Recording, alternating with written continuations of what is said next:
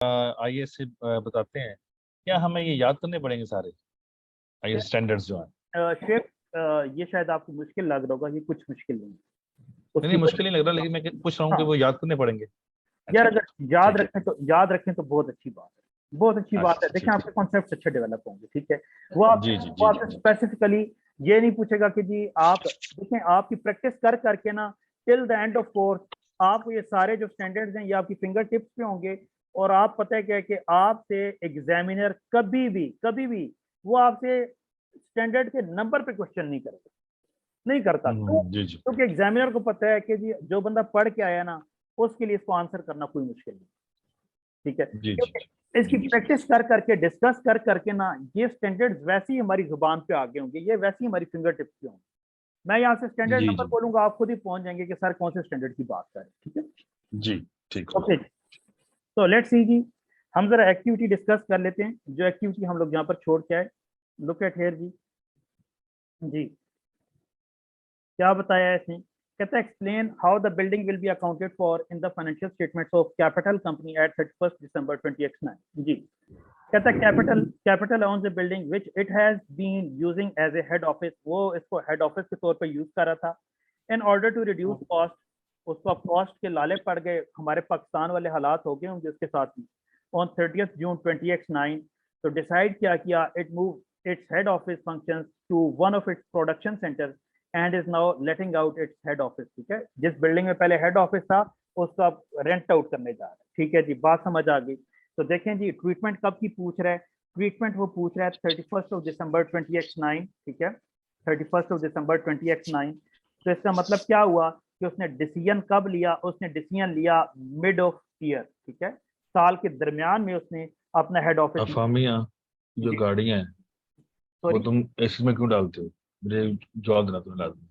Sorry शेब, तो उसको ऐसे शो करता है ना। शेब आप कुछ कह नहीं रहे हैं? सर, नहीं नहीं नहीं नहीं सर, आप। अच्छा अच्छा, आप प्लीज जरा म्यूट कर लें थोड़ी देर के लिए, अगर आप कहीं और प्लीज लें। अच्छा जी, लुक एट हियर। कहता है capital owns a building which it has been using as head office in order to reduce cost on 30th June 2009. It moved its head office functions to one of its production center and is now letting out its head office, ठीक है। तो basically conversion हो रही है, कहाँ से conversion हो रही है जी? IAS 16 टू IAS 40 कन्वर्जन हो रही है, ठीक है जी। देखें, पहले खुद यूज कर रहा था एज ए हेड ऑफिस, तो उस टाइम पे क्या होगा?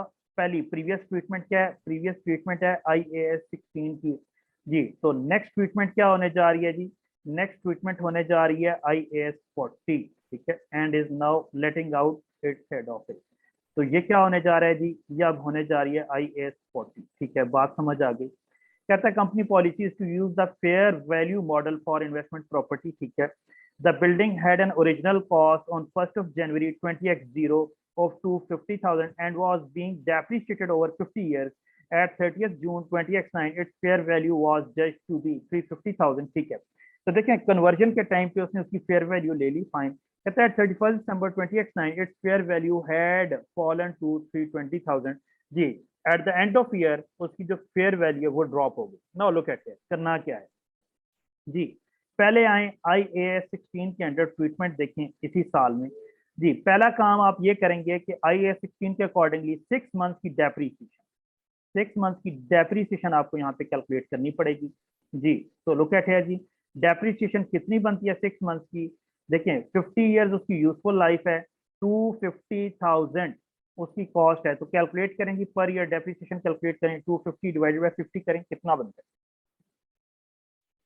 जी? बताएं जी, 250 डिवाइडेड बाय 50, 5000। 5000 बन रहा है जी। अच्छा, अगर 5000 तो उसका पूरे साल का बना, तो 6 मंथ का कितना होगा? 2500 जी। ऐसा ही है जी, यस और नो? अच्छा, कन्वर्ट किया, कन्वर्ट करने के बाद लास्ट 6 मंथ के लिए आप आ गए IAS 40 पे, ठीक है। ओके, नेक्स्ट टाइम, नेक्स्ट आपने क्या देखना है? आपने रीवैल्यूएशन देखनी है, ठीक है।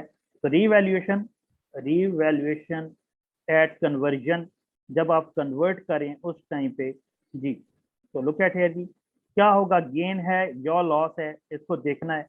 तो लुक एट हियर, 20x0 से स्टार्ट है, आप इस टाइम पे कहाँ पर खड़े हैं? आप इस टाइम 30 जून 20x9 पे खड़े हैं।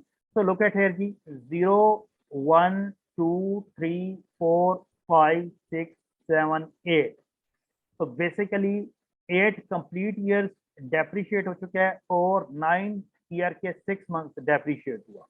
तो 8 इंटू 5000 करें, 8 इंटू 5000 करें और प्लस 2500 कर दें जो इन 6 मंथ की डेप्रिसिएशन। जी कैलकुलेट करें हाउ मच 42500 42500 42,500 जी ऐसे बताएं। ओके जी। 42,500 इसकी एक्यूमुलेटेड डेप्रिसिएशन। ठीक है, तो net book value at the time of conversion कितनी हो गई बताएं जी। जी 250 माइनस 42,500, ये मेरे ख्याल से शायद 207,500 बनती है। दोबारा देख लें जरा, मुझे चेक करके बताएं। जी इतनी बनती है 207,500। जी, ठीक हो गया। तो देखें जी फिर उसका रीवैल्यूएशन सरप्लस कितना आया जी। अभी तो हम IAS 16 में चल रहे हैं ना, तो अगर गेन आ गया तो फिर डेफिनेटली वो तो रीवैल्यूएशन सरप्लस आएगा ना जी। तो लुक एट हियर 350,000 माइनस 207,500 करें।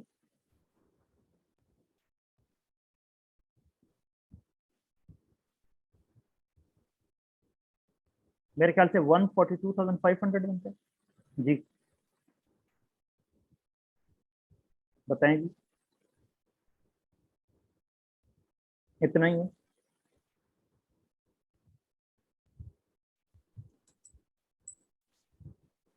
जी। मेरे ख्याल से इतना ही है। बहरहाल मैं इसको यहाँ पे रिकॉर्ड कर रहा हूँ जी। तो यह क्या आ गया 142,500 का 142,500 का रीवैल्यूएशन रिजर्व आ गया। ठीक है, सही है, फाइन। तो अब क्या करें, यहाँ पे तो कुछ भी नहीं आएगा। ठीक है, यहाँ पे सिर्फ यह है कि जो इसकी फेयर वैल्यू है वो यहाँ पे आ जाएगी 350,000। ओके फाइन जी। अब रीवैल्यू किया आपने, revaluation at reporting date, at reporting date, जब आप रिपोर्टिंग करने जा रहे हैं, ठीक है, अकाउंट रिपोर्ट कर, ठीक है। तो लुक एट हियर जी, तो वो कितना है देखें, आपकी जो वैल्यू है वो 350 से 320 पे आ गई। तो बेसिकली 30,000 का लॉस हुआ। तो ये 30,000 अब कहाँ पर जाएगा जी, ये 30,000 जाएगा प्रॉफिट और लॉस में एज एन एक्सपेंस। ठीक है, क्यों? क्योंकि अब ये IAS 40 में आ चुके हैं। Is it clear ji?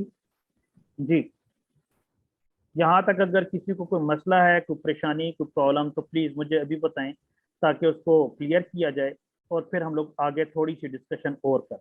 Ji, yes और नो? सर ये IAS 40 में क्यों लेके जा रहे हैं? क्यों लेके जा रहे हैं? देखिए हमने हमने यहाँ पर यही चीज़ पढ़ी है कि हम क्या करें कि इसका यूज़ हमारा चेंज हो रहा है। क्या हो रहा है? यूज चेंज हो रहा है। पहले ऑनर ऑक्युपाइड प्रॉपर्टी थी, अभी इन्वेस्टमेंट प्रॉपर्टी हो रही है। ठीक है, तो ऑनर ऑक्युपाइड प्रॉपर्टी IAS 16 के accordingly, investment property according to IAS 40। ठीक है, तो पहले हमारा वहां पर हेड ऑफिस था, हेड ऑफिस खत्म हो गया, हेड ऑफिस खत्म हो गया, तो अब क्या कर रहे हैं, अब हम उसको रेंट आउट करने चाह रहे हैं। जी, ये बात समझ आई? लेकिन सर आपने कहा था जब हम स्टैंडर्ड चेंज करते हैं IAS 16 से IAS 40 की तरफ जाएंगे तो हमारा जो भी होगा हम पिछले IAS 16 है जैसे उसमें ही करेंगे। जी मैंने कहा था, लेकिन वो मैंने बात की थी कि at the time of conversion, at the time of conversion, जब हम कन्वर्ट कर रहे हैं और कन्वर्ट करते हुए हम लोग फेयर वैल्यू पे लेके आ रहे हैं, तो उस टाइम की बात है।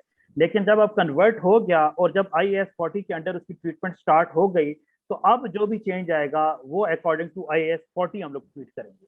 जो भी गेन और लॉस होगा वो प्रॉफिट और लॉस में जाएगा। ये बात समझ आ रही है?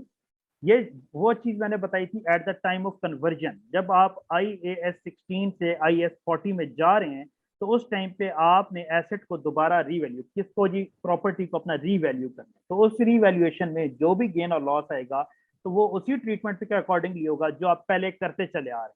पहले आप IAS 16 पे थे तो आपने यहाँ पे किया और ये आपका पास रीवैल्यूएशन सरप्लस आ गया। लेकिन जब आपने इसको कन्वर्ट कर दिया, और कब कन्वर्ट किया? Mid of year.